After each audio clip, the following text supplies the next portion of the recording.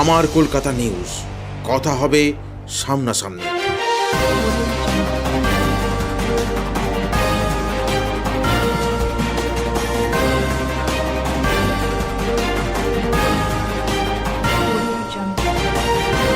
মানসিক ভারসাম্যহীন এক নাবালিকাকে ধর্ষণের অভিযোগে এক ব্যক্তিকে 10 বছরের সশ্রম কারাদণ্ডের নির্দেশ দিল চুঁচুড়ার পক্সো কোর্টের বিচারক অরুন্ধতী ভট্টাচার্য চক্রবর্তী। ঘটনাটি প্রসঙ্গে জানা যায়, গত 2022 সালের 25শে মার্চ হুগলির বলাগড় এলাকার এক নাবালিকাকে এলাকারই এক বাসিন্দা বিশ্বদেব কুণ্ডু একটি নির্জন জায়গায় নিয়ে গিয়ে ধর্ষণ করে। পরে ওই নাবালিকা বাড়িতে ফিরে পরিবারকে সমস্ত বিষয়টি জানায়। এরপরে পরিবারের পক্ষ থেকে বলাগড় থানায় একটি লিখিত অভিযোগ দায়ের করা হয়।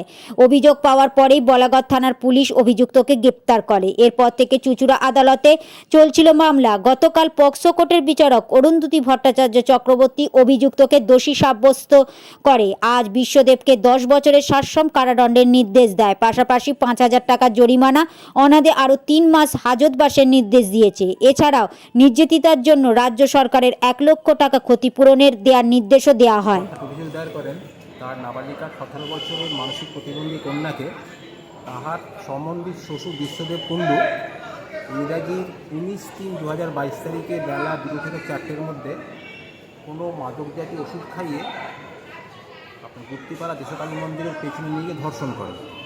এই অভিযোগের ভিত্তিতে বলাগড় থানায় কেস রুজু হয় এবং আসামিকে পুলিশ অ্যারেস্ট করে।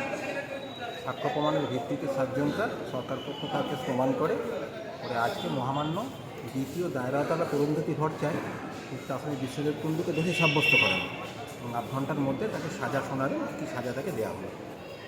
কোন কোন ধারায় মামলা হয়েছে? তাকে দোষী সাব্যস্ত করেছেন 376(2)(f) এবং পক্সো আইনের 4 ধারা। Sexual assault, penetrative sexual assault, POCSO আইনের 4 ধারা।